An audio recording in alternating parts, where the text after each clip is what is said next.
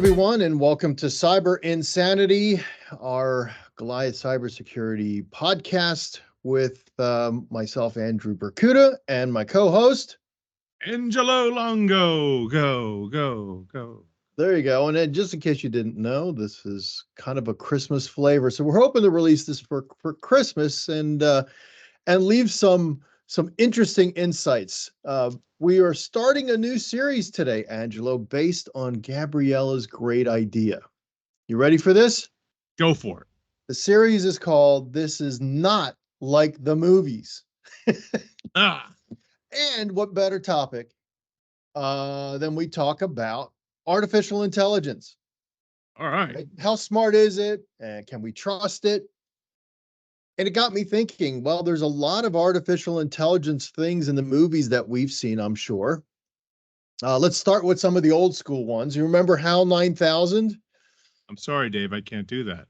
That's right. He never opened his doors for him. And was just a little red glowy thing on people's or in the computer system or in the chassis of the spaceship itself.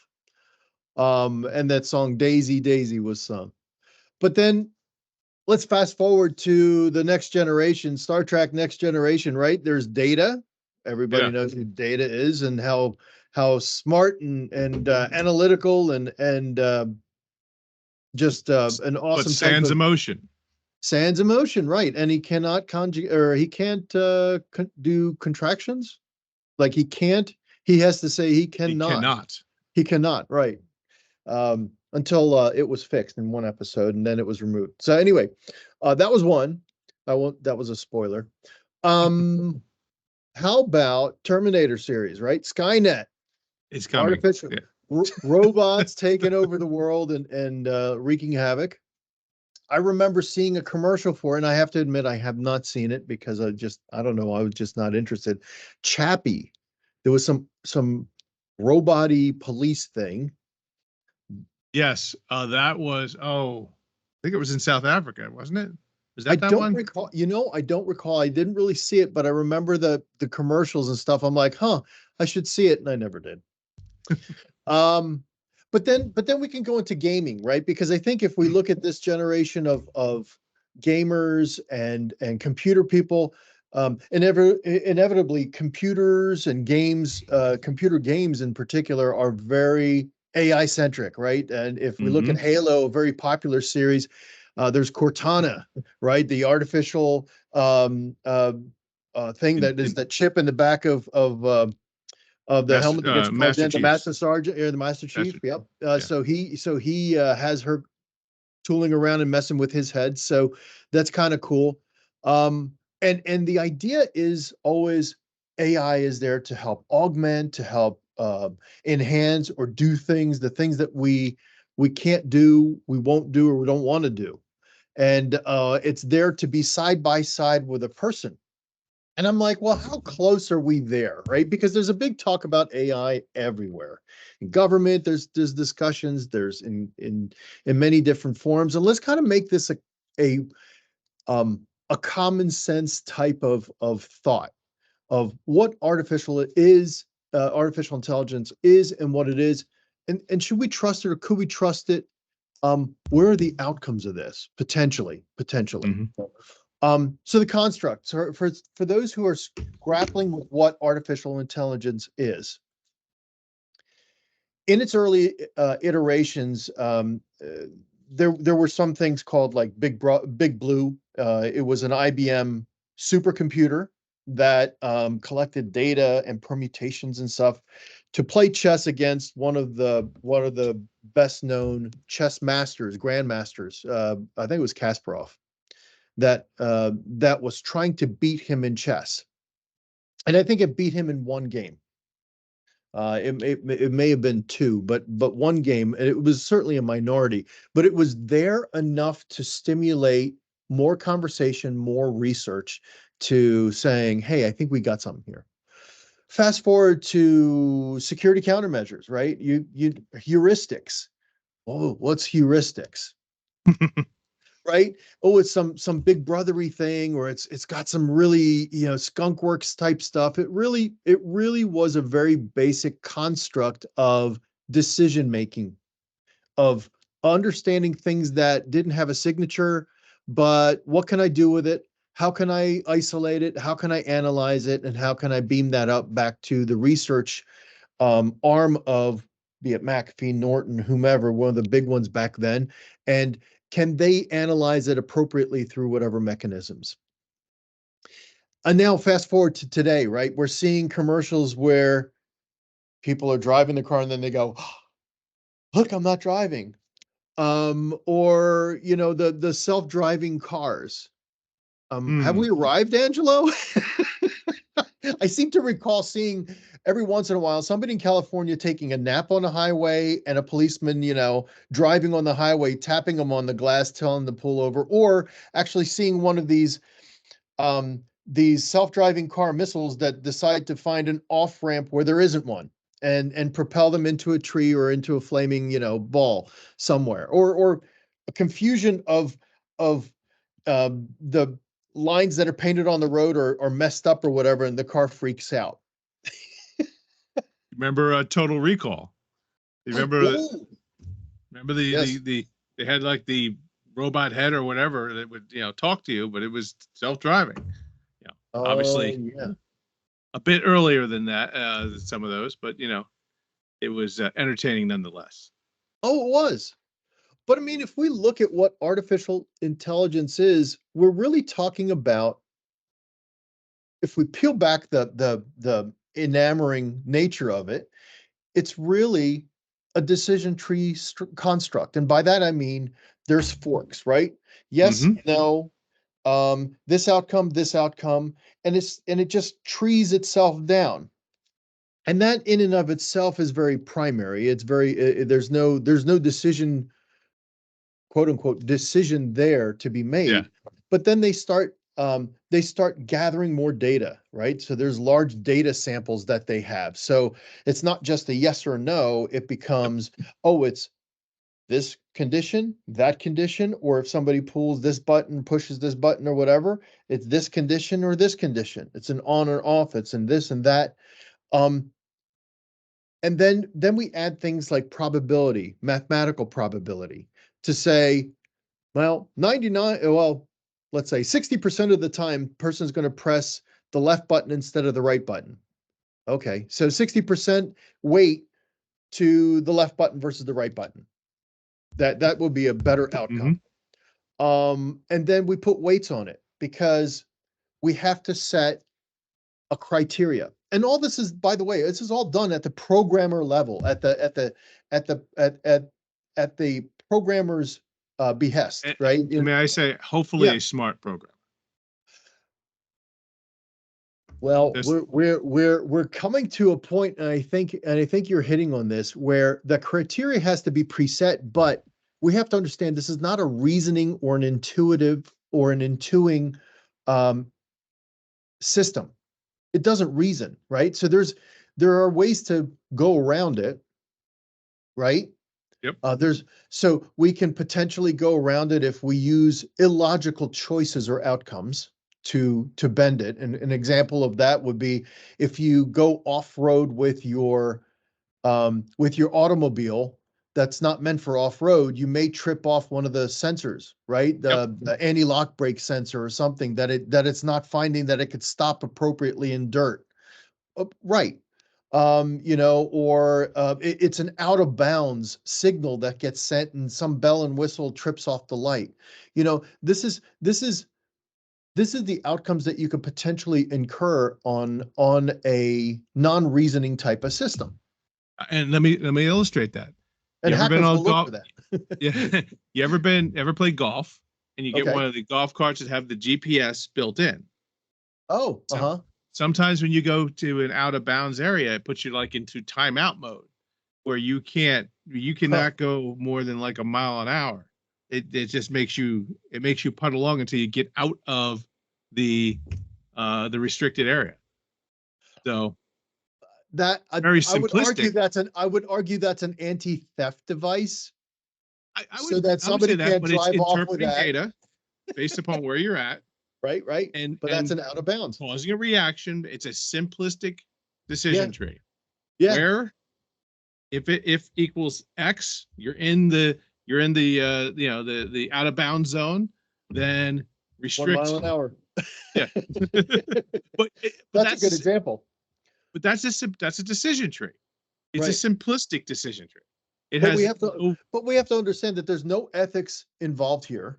no. It's subject to the programmer's thinking, and it's calculated based on a programmer, right? Well, let me actually illustrate. Let me expand that little Yeah, scenario we just did with sure. something I read the other day. I I I was reading, watching a video, and the guys were saying running for our lives in a storm. They were out golfing. Violent storm came up. As they're running for their lives in the cart, they reach one of those out of bounds zones, and the cart goes automatically into 1 mile an hour mode. Oh boy. So here's an advanced decision tree. If weather equals bad, shut down, restrictions. Throwing it out there. Again, I'm Yeah. sorry for derailing that your No, point. no, but you make a very good point, right? I mean, there are some security concerns with artificial intelligence then. Yep. There are now people are grappling clearly with how much can we trust it?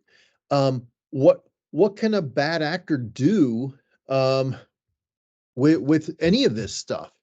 Right. So let's kind of go through that because I think this is the thing that people are wrestling with now is um gee, this chat GPT is great, but is this something I can trust? Hey, this artificial intelligence thing is fun that I can change somebody's face to look like the Pope or some political leader or something. And I can talk in their voice, but then there's some nefarious person thinking, well, if I can do that with the Pope, I can certainly do it with somebody else and fool somebody to send me money. Absolutely. I mean, it's if you can start making these things sound like, Yeah. both in a wording context, in a voice context, look Hmm. like, what happens now to the state of production, film, whatever. You end up in a situation where you how do you trust anything? And that's kind of the issue at hand here. We have a friend of ours, Rebecca, who's on the AI committee for the state of New Jersey Bar Association. I Right. think we should ask her some of these questions when we have her on here. Yeah. And I think that's going to be very good to have a legal perspective on this because we see a lot of this manifest, I think is I guess a good word for it, where people are trying this, right? Yeah, like for example, we have a friend who's in the news in the news agency, and they were toying with newscasters, like artificial intelligence newscasters. But then it begs the question, well, if I can do that with a newscaster, then is the news correct? Is the news accurate? Is the news real even? Yep. We can see and we laugh at those pictures of the Pope in a puff jacket, all white puff jacket, and being a player. But um the reality is if I can do that for humor, then what's to say from a safety perspective, and this kind of goes back to the 1 mile an hour restriction on a golf cart in a Yep. thunderstorm or a lightning storm. There's a safety concern here. Yeah. Because it could lend itself to extortion. It could lend itself to saying Angelo Longo says that um, he likes lizards, right? And he's really supposed to, and he's pissing off, an animal rights group that loves cats only. Um, you know, then a reputation issue occurs, right? Because now Yep. you've defamed cats, you like lizards only, and that's what it is. And you never said this. right? But somebody put this out, somebody released it, and we're very much a perception becomes the reality society today. Where Absolutely. we've limited our thinking to news bites. We've limited our thought process to offloading it where my brain doesn't hurt. I'm offloading it to something. I can't even vacuum a room. I have to have this little disc going around and bumping into the walls. I mean, like I can't even Don't forget your go. cat gets to ride that. The cat gets a, well, I don't have a cat, but okay. The cat can potentially ride that. I can see that. But at some point, when do we check our brain at the door and we've given off too much responsibility to somebody who's programmed that decision tree, that artificial intelligence, and we've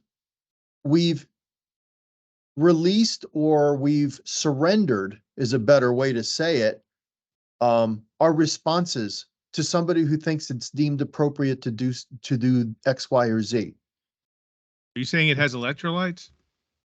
For those of us who remember that movie, what was the name of the movie? Idiocracy. Idiocracy, right? Where basically we've become idiots, for lack of a better word.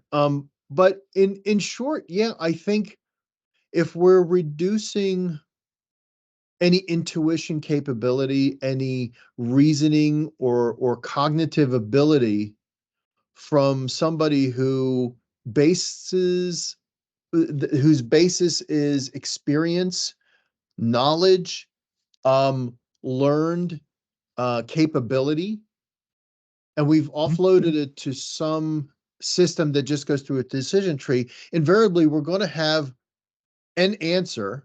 We're going to have a more consistent answer, yes. But I think it's also removing the flavor that we have in our society, and certainly the intelligence that built what we know today. I don't know. No. I think you have a very valid point. Consider the fact that when Google came out, and then Yeah, Google became the thing, yeah, and then you go to trivia night at your local bar, and they right, say phones down, don't no Google, right, and now you feel like your hands are tied because you can't answer right, any questions because you can't remember anything because you can't Google it. right. Or how many people say something into Google to remember how it's spelled? Yeah. I'm guilty. I'm guilty Yeah, and so now let's take the extrapolation of this. And my yeah, point being made is you're going from that to now you don't have to not only search for it, yeah, you can just kind of posit a thought and something else will expound on it. It just, you can pretty much go to a chat GPT or a Google Bard or whatever yeah. and just type in some thought and it will just talk about it for 5 paragraphs. What happens to school at that Well, point? You know? especially when school now they have other types of AI engines that help with your research, Mm-hmm. your grammar, they're patting themselves on the back and saying, "Hey, you can write better reporting and stuff." But is that really You. Angelo, or is that the AI that he used when he turned in his paper? Right? You I know, mean, my friend Rebecca said something. Our friend Rebecca said something to me the other day. She mhm, said, "What happens to lawyers and how they charge when they yeah, can, instead of spending 3 hours in a law library looking for yeah, a random decision, they yeah, just type it into ChatGPT and it gives them chapter and verse on what's happening. yeah, I have an issue with this. Oh, refer to this case at this time, and this is, and you know, here's the point she was making. They have to yeah, adjust how they bill at this point because now they're going from they didn't do 3 hours of work, they did 3 minutes of work. mhm, That changes a lot of the profession on how their efficiencies should be increased, but you're going to see that reflected in some type of kind of war on billing.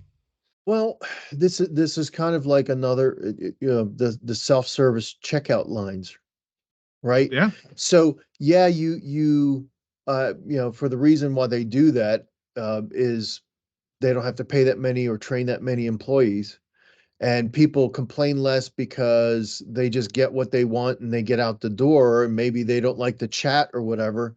But the fact of the matter is, if I'm bagging my own groceries, I don't get an employee discount for bagging my own groceries unless there's a True. chain out there that is. The groceries are not any cheaper. As a matter of fact, I would say that shoplifting has increased because of that. Um, so what is the value that that type of automation brings? I mean, you have to be careful what you're asking for, right? Because, I've always said this for many, many years, you can make things idiot proof, but you make smarter idiots. And what we're doing is we're dumbing down our nation, our people, our society. When, years several years back, like 5, 10 years back, there used to be a um, TV show where they went out in the street with the microphone and asked, "Hey, can you name some of the bodies of water that surround the United States?" And invariably, in Pacific, um, like the Pacific Ocean, yeah, the Pacific. Gee, I don't know any other one. Like I'm at UCLA. I'm not dissing UCLA, by the way, but Yeah, I get it. if you, but I mean, this one girl was in there, and I'm like, heard of the Atlantic? There's other things beyond California. Hello. I mean, and I'm not, again, not this in UCLA, not this in California, but I mean, if you put this person on the air and they have a hard time answering this and they're laughing about it, you're pretty confident in your stupidity.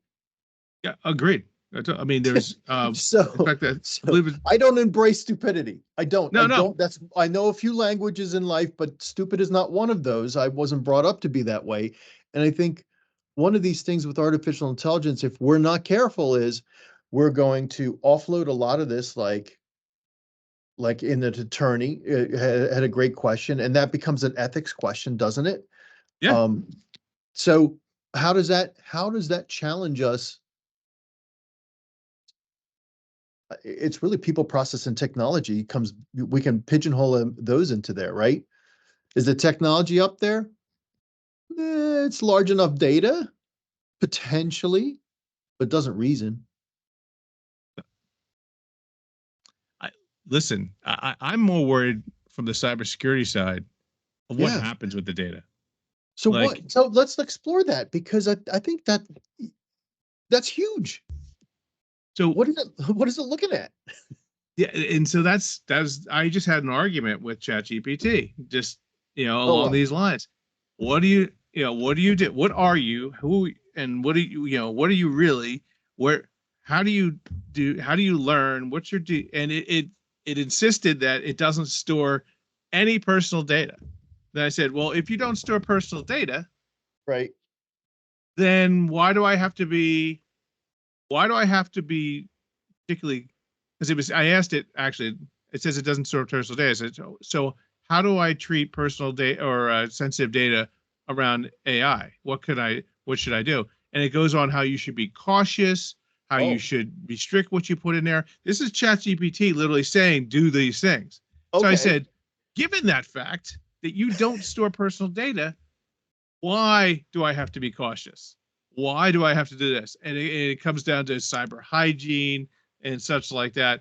What I find very interesting, it kind of skirted around the issue of how it Mhm. stores stuff, what it does, etc. What it really came back down to, and I guess the crux of the whole thing is, you don't get a pass on cyber security just Right. because you're using something that says it doesn't store personal data. It says the data isn't available for anybody else. It says that it's treated with the highest regard for privacy Of or course. privacy. Right. Um, Of course. so when we look at cyber, we look at how to protect an organization, a people, yourself Mhm. from Mhm. being exploited. Your data's out there. Listen, everybody, if you're hearing this broadcast, your personal data is out there. I'm sorry. I'm going to break it to you. I Pop would that have bubble. either a freeze on my credit Yep. or some type of credit watcher and dark web watcher, just so you know when to change your passwords. Yeah. Because the simple fact is, all passwords should be unique. All passwords should be not quickly guessable, and they should be rememberable for you, no one else. Don't write them Mhm. down. Don't use a secure password manager. But my point of this whole thing is, cyber hygiene is about thinking. I hit the ball. There you go. There you go. Thinking and using your gut, saying this seems like it shouldn't be true. Mm, Guess what? Probably yeah. isn't. So we look at ChatGPT and Bard AI and Jasper AI and whatever Amazon's going to build or has built Right. or Tesla or whatever. You're Right. looking at a organizations that are building things to present back, to get you to pay for them to present you back data that you either input or it's already been inputted in a way that you can consume for your own purposes. But the Yeah. reality of this is, you don't want to give it data that you don't need to give it. Right. This goes back to that least privilege argument. You don't need to see, like, you're working for a business. You don't, Hmm. and you see there's working with social security numbers, you're working with credit, you're working with people's stuff.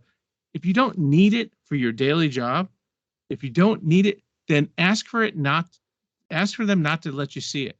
Because if you see it, then directly the person I'm speaking to, may be responsible for the handling of that, not just the company. So what Wow. I'm saying is, remember, cyber is a much broader and touches so many different points, from how you work with things at home to what you Hmm. say when you go out, how you say it, and what's in what places. So this is just the latest incarnation of things that people can put things on, and it may become a permanent record of your intelligence on the internet. And So that, so so, that's my so that, problem.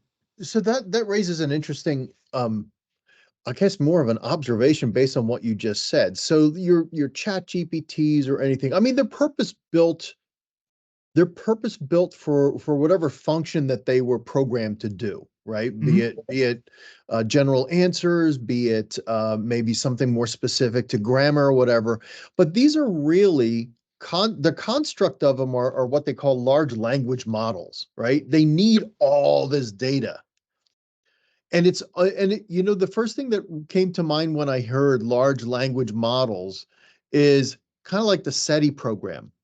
You remember that Remember thing where, oh, sign up over here and let your computer that's sitting on its screensaver, let us use a little bit of your computing power on your computer to let's find intelligent life in the universe.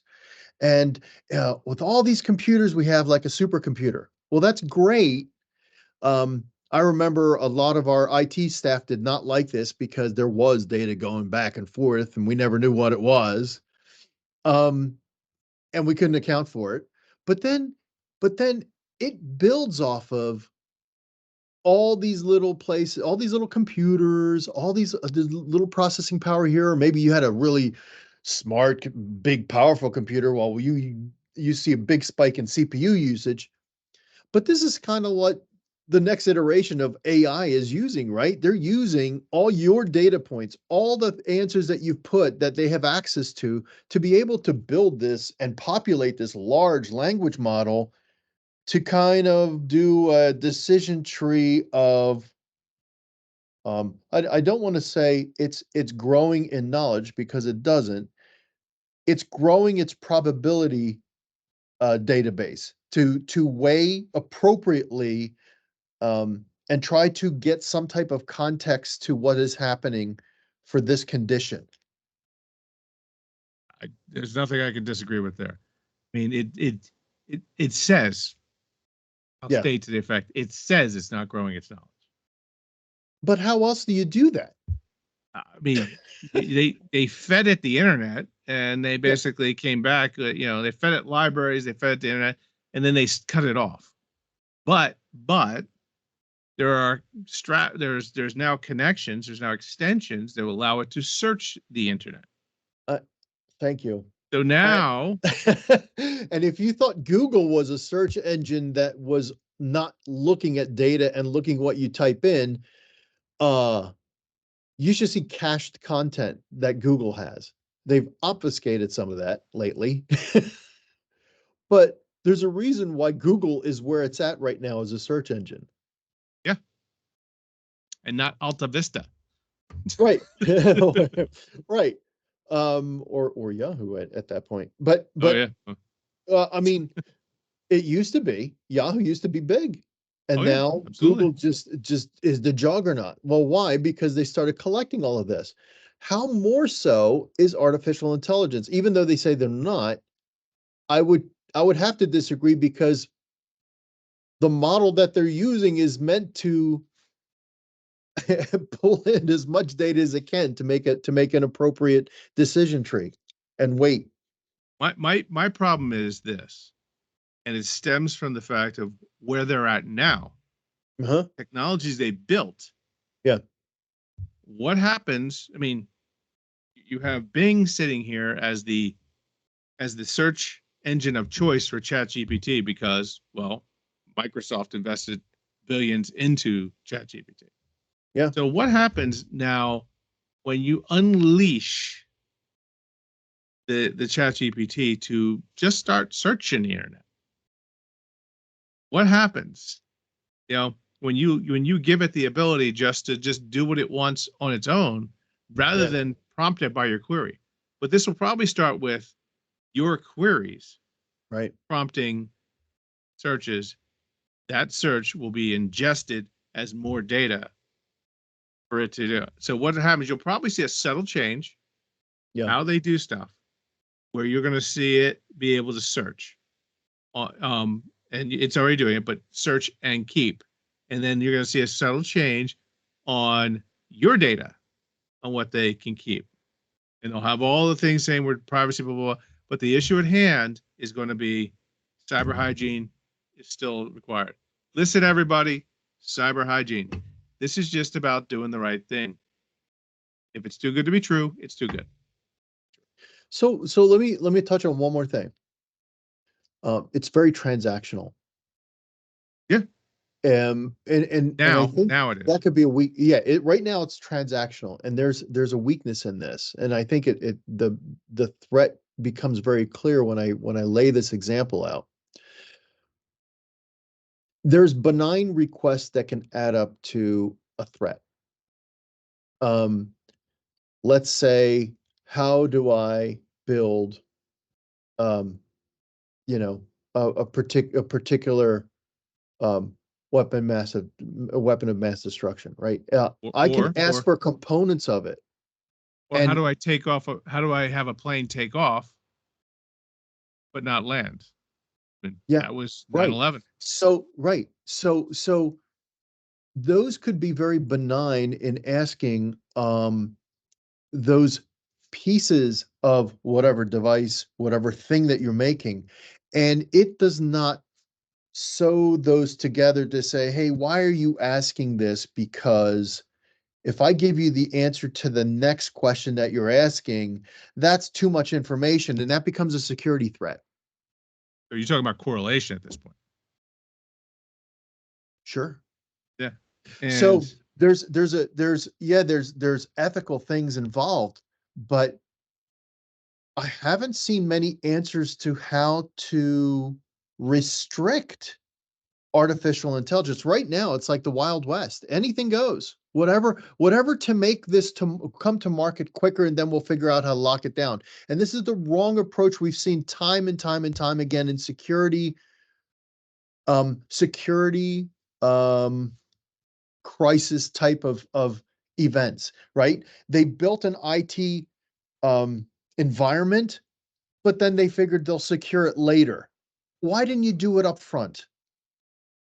It would have well, been cheaper, because it would have been more efficient, and it would have been better and well thought out. Oh, I thought you really wanted an answer. Oh, I do. I want to know why artificial intelligence developers are not thinking of this and being proactive here. Yeah, I'm calling them out a little bit on this. Well, this is the same thing we see in Yeah. our daily lives of what we normally do. Companies come in and they're called on for a security program, and they're not security professionals. They're not doing security things. They only hear about it in the news when it's big, but they Yeah. don't live in this community. They don't talk about encryption algorithms or the sensitive data, PHI, PCI, restrictions, or Oh, they live in, I need to get my code out. yeah. I need to sell a Yeah. widget. I need to service a client. Yeah. And they don't think of ramifications, the ripple effect. And we're talking ripple effect here. We're Yeah. talking what happens when you take the sensitive data, put it in the AI, and the AI keeps it. Yeah. You know, what It happens to your also, data in Google? yeah.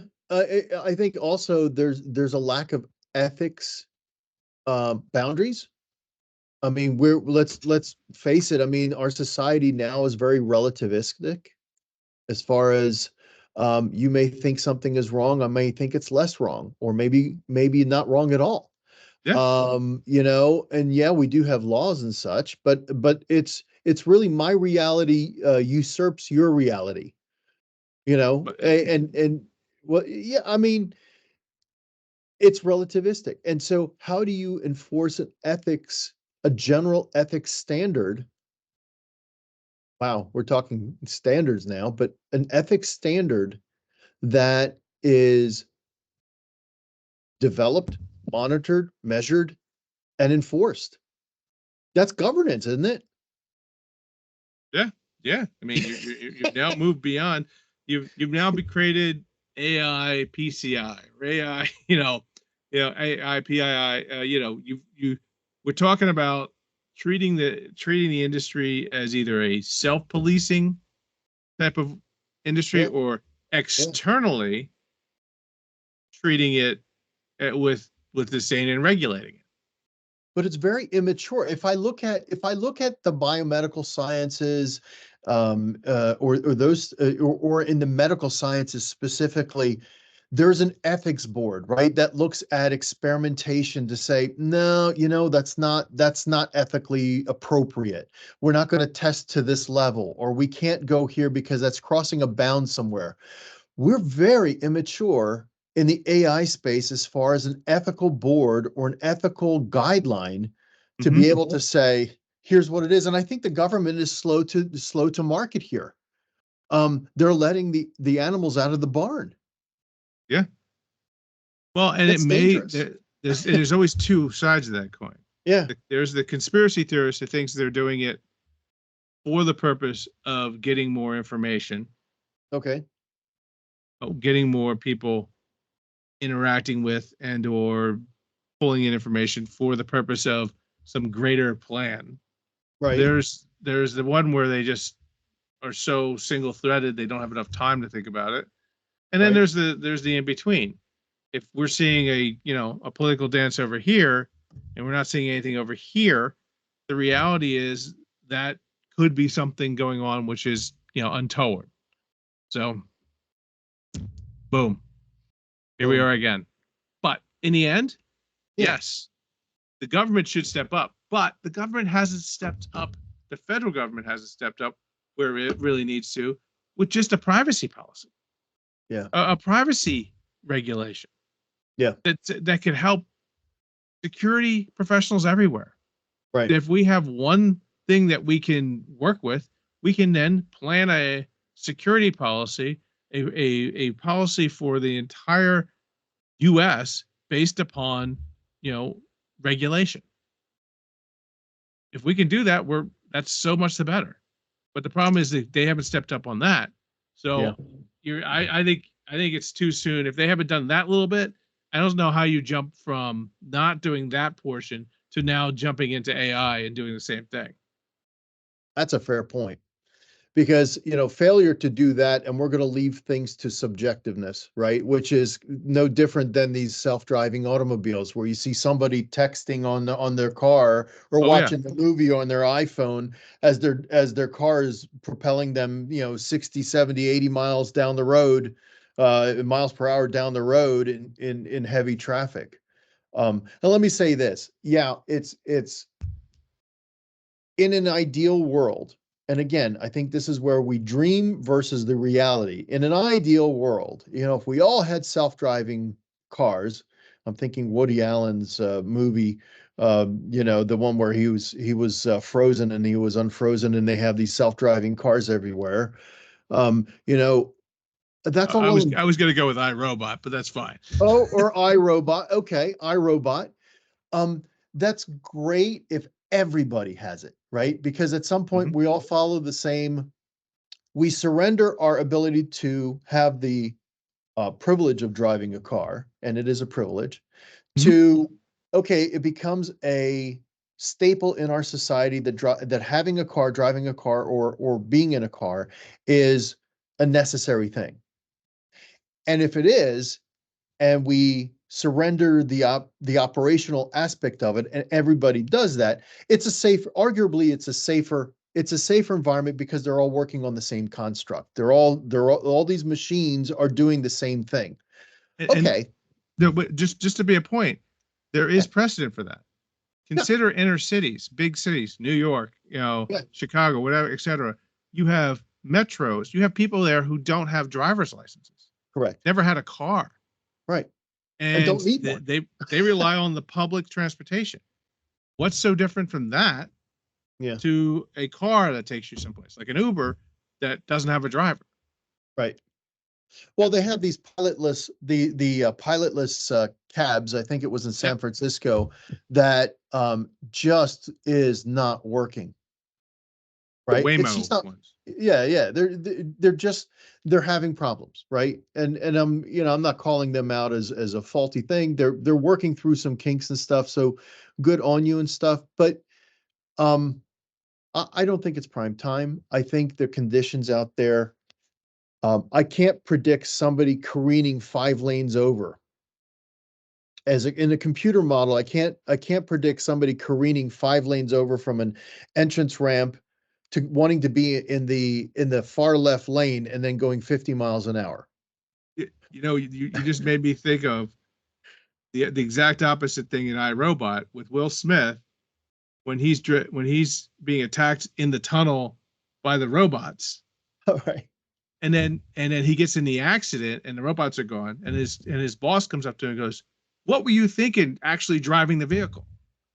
Yeah. What how what Yeah, went what through was your in your mind? mind? Yeah, Yeah. you Oh, I don't insane?" know. Because he took I- manual control. Why would you Right. take manual control? That's crazy. That's Right. but you're right. If everybody is doing it in this regard, then every Mhm. car can operate at 200 miles an hour, just from the bumper in front of it, because they're all Yeah. talking to each other. Correct. And when they have to get one has to get off, it can separate. Yeah. It would be a lovely system, like an ATM circuit for those Right. who know what But that is. and by the way, the reality of it, your infrastructure won't support that. Not Yeah, anytime soon, right? If road manu if if our counties and cities and stuff can't build a road that can meet capacity today, they're still planning for that capacity today, 5 years from now, which is beyond capacity already. So I mean, yeah, in a real world, it's just there's a time and place for everything, right? And artificial intelligence may have good use in repetitive types of things, but I think there's a danger that it can be exploited, it can be mutated, it can be um, manipulated to show um, less than reality. Maybe it's the newscast that never was. Maybe it's the extortion that's happening. Maybe it's somebody who said something that their reputation is damaged. I'm sure actors and actresses are concerned about this alone. Somebody taking my image off of and my sound bites and stitching those together to make me say something less than stellar. Um, you know, intent is not measured here. Remember And I that think, movie Tail Wags the Dog, hmm, where they started a war, a fake war, yeah, to take light off of another political issue. right, I remember kind of it, but if you could generate news yeah, just like this with yeah, some seeming veracity based upon it looks like news, it seems like news, it yeah, tastes like news, therefore it must be news. right, At what point isn't it news? Especially if we react to the event as if it is news and take actions based upon that. yeah. Scary. There's trust issues. Yeah. There's a fundamental change in societal construct. I think we don't realize that society can be adversely impacted by something that is not appropriately checked, governed, and managed.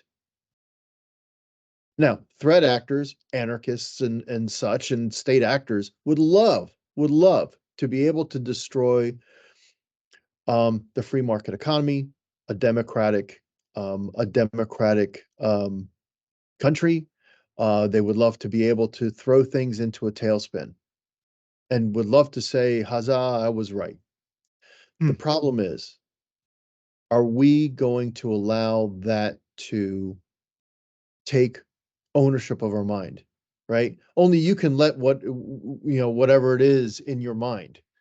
If you would allow it, trust it, and I'm not saying it's not, but I'm just saying if you allow whatever it is, be it AI, be it information, data, somebody's opinion, whatever, if you allow that to have a foothold in your mind, that piece of real estate in your brain, is that going to grow and mutate into something that could be detrimental?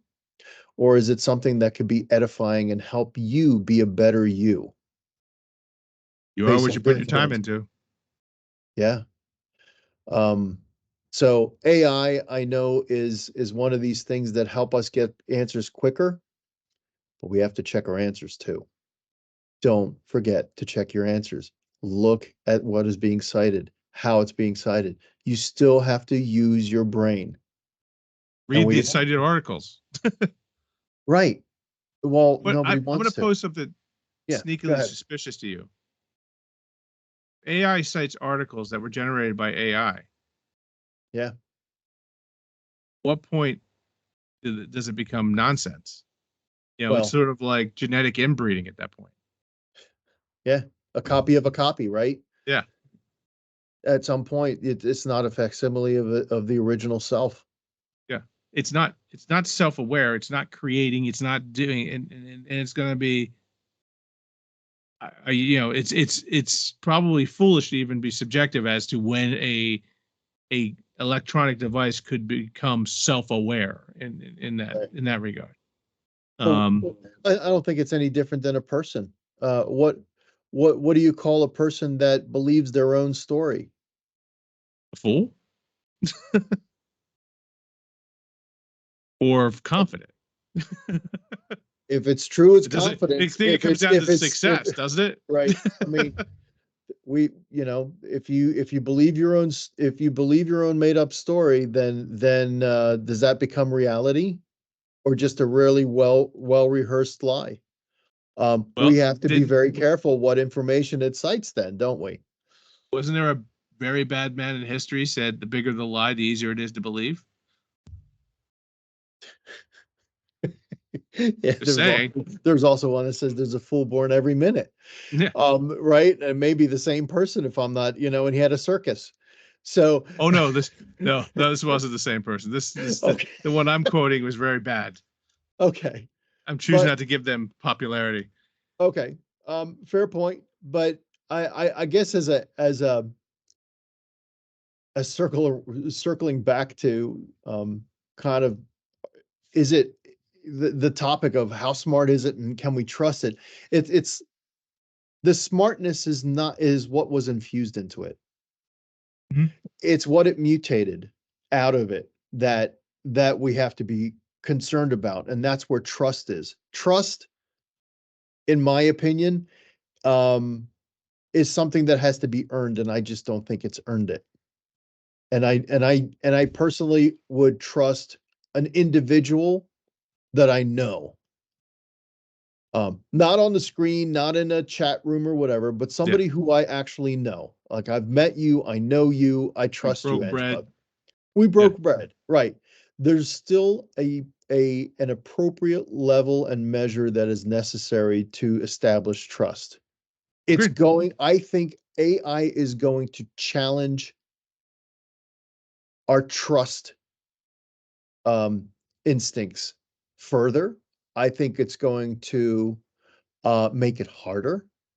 But I think when we do trust somebody, and it's a person, um, it's going to be better established, and something that's going to be more critical. Agreed. Agreed. So I'm not saying artificial intelligence is bad. And please don't walk away, to our podcast listeners saying, burn your computers and get the pitchfork and torches. No, no, no. I'm saying that artificial intelligence is something that we have to be very mindful, careful. We have to do our due diligence. And we keep saying due diligence on this show for a reason. Don't check your brain at the door,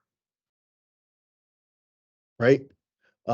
It really comes down, to a lot of things that we have been talking about, and actually our closing quotes in this segment are very apropos, right? Hmm. Let's start with yours. Yours is